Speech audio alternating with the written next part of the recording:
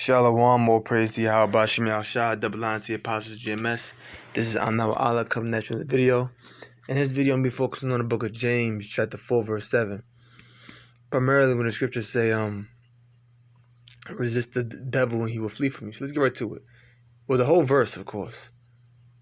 Submit yourselves, therefore, to the Most High. So we got to submit ourselves to the Most High. We got to be under the rule of Yahweh Bashim Yahushua.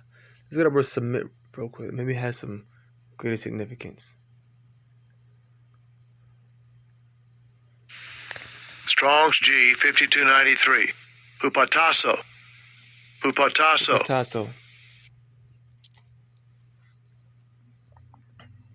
Okay. It says to submit. A lot of different things here, but it says to submit to one's control. And we read down and said this word was a Greek military term meaning to arrange troop divisions in a military fashion under the command of a leader.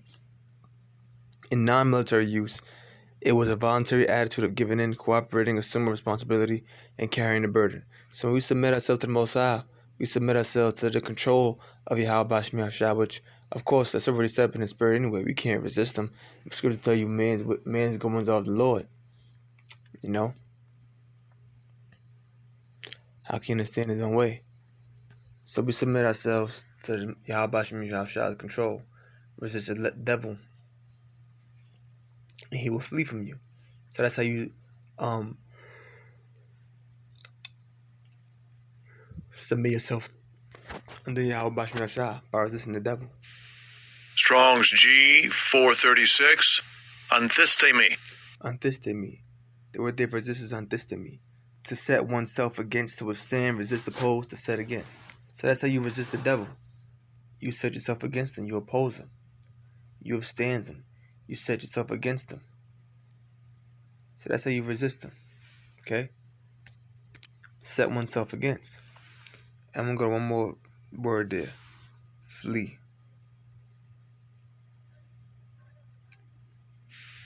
Strong's G 5343. Fugo. Fugo. The word there for flee is fugo. Metaphorically, to flee, to shun or avoid by flight something abhorrent, especially vices. So there you go. So resist the devil and he will flee from you. So oppose him. Set yourself against him. And he will what? He will flee from you. He'll flee away from you or vanish. So how do we resist him? There's some scriptures on that. Ephesians 6:11. Put on the whole armor of Yahweh Bashim Yahushua, that ye may be able to stand against the wiles of the devil. Wiles is trickery. So you resist the devil and he flees from you by putting on the armor. The whole armor of the Most High. So that's how you resist him. That's how you oppose him. That's how you set yourself against him. But that's how you fight against him. By putting on the armor of Yahweh Bashim Yahushua. Okay? For we wrestle not against flesh and blood, because we aren't wrestling against flesh and blood. We aren't physically wrestling like the ancient Greeks, they wrestled. You have something called Greco-Roman wrestling. So, but we don't wrestle against flesh and blood, against actual physical people, but against principalities, against powers, against the rulers of darkness of this world, against spiritual wickedness in high places. So that's what it is that we wrestling against, spiritual wickedness. But you can't wrestle, but being that you're wrestling against spiritual wickedness is not like wrestling against flesh and blood, like an actual person. So you got to fight against that spiritually. Wherefore, take unto you the whole armor of the Most High, that ye may be able to withstand in the evil day, and having done all to stand. So what's the armor consist of? Stand therefore having your loins girded about with truth, and having on the breastplate of righteousness. So we gotta have our loins girt about with truth. Now, when you have now when you read the scripture and speak about girding up your loins, you gird up your loins by doing what? You gird up your loins by tightening up your garment around your waist area, around your abdominal region, around your thighs. Why do you do that? To make yourself more mobile in traveling, and to make yourself more mobile in combat. Okay? So it says, stand therefore having your loins girded about with truth. So just as you would have your loins girded, we got to have our loins girded with truth. In other words, we have to let truth be a part of us the way a person would gird up their loins around them. Like when a person gets to a fight and they pull their pants up, why? To make themselves more mobile. So just as a person will gird up their loins in traveling and gird up their loins in combat, you got to gird yourself with truth. Look at the word gird. Let's see what we can find there. Gird.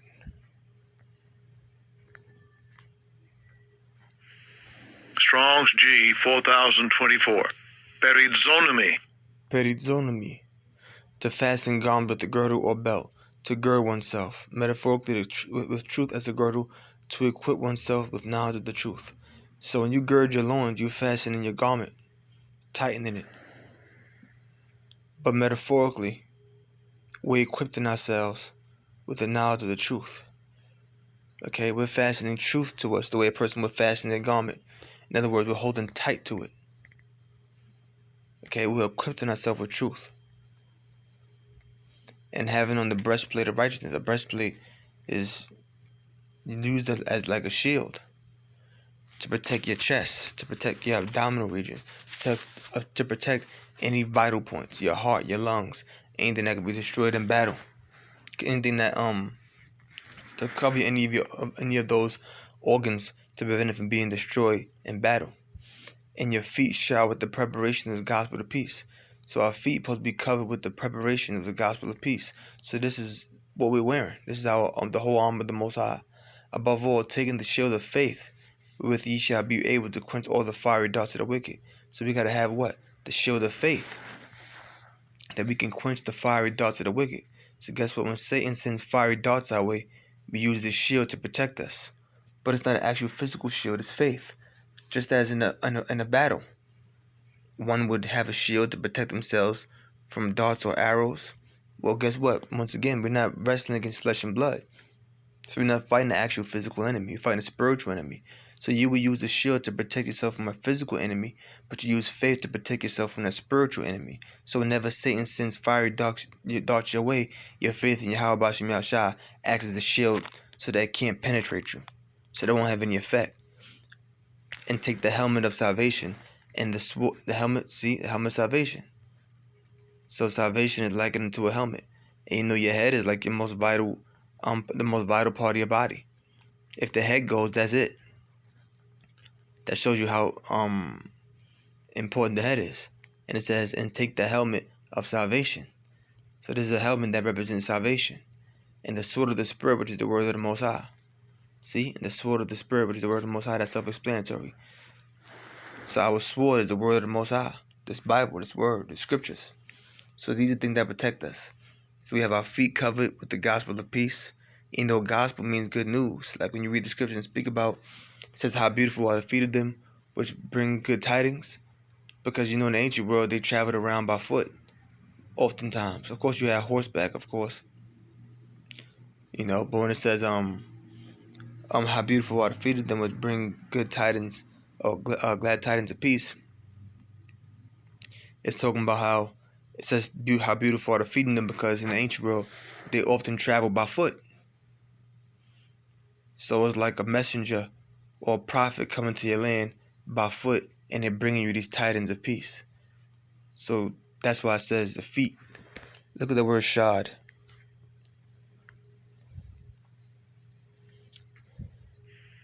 Strong's G 5265. Hupadeo. Hupadeo. Just says to underbind, to bind under oneself, bind on. Okay? So our feet are binded with this gospel of peace. It's a part of us. So everywhere we go, we have this gospel with us. Okay? Just as your feet take you where you want to go, everywhere we go, we have this gospel of peace. Lord, I'll probably go deeper into this, another lesson. Okay? I want to go to that word preparation real quick. Strong's G 2091. Hetoimasia. Hetoimasia. The act of preparing the condition of a person or thing so far forth as preparedness, readiness. That's good there. This is the book of Ephesians 4 and 7. I'm sorry. Ephesians 4 and 27. neither give place to the devil. What does it mean, place?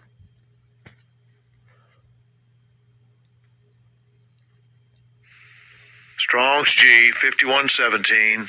Tapas. Tapas. Place. Place, any portion of space marked off as it were from surrounding space. Metaphorically, the condition or station held by one in any company or assembly. Opportunity, power, occasion for acting. So, right, the word licensee. But, see that? Up here. But when it says, need to give place to the devil, means need to give opportunity. You didn't give Satan any opportunity. You didn't give Satan any footing to be grounded, to have a foundation within you. Because Satan is then given the opportunity to tempt you. That's why when you read the previous verse, it says, be angry and sin not.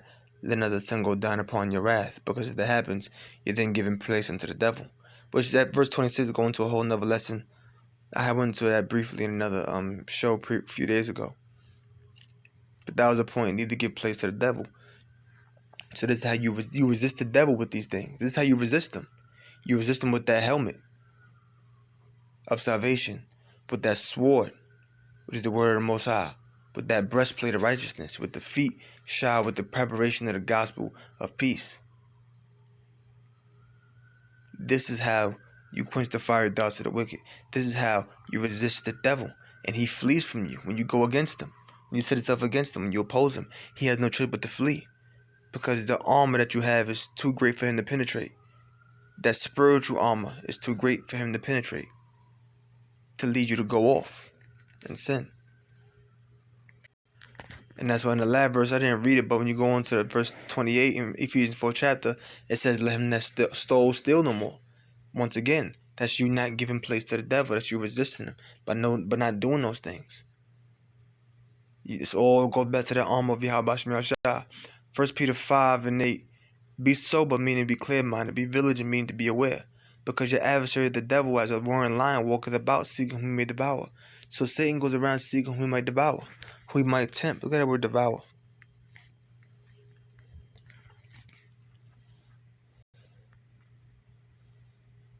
Strong's G 2666. Catapino. Catapino. There you go. To swallow up, destroy. He's looking to see who he can destroy, who he can devour. Okay? Who he can consume. Whom resist. See that? They go the word resist again.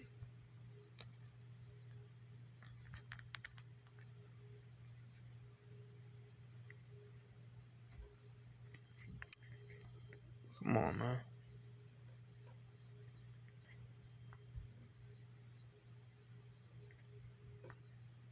Yeah, it's the same word.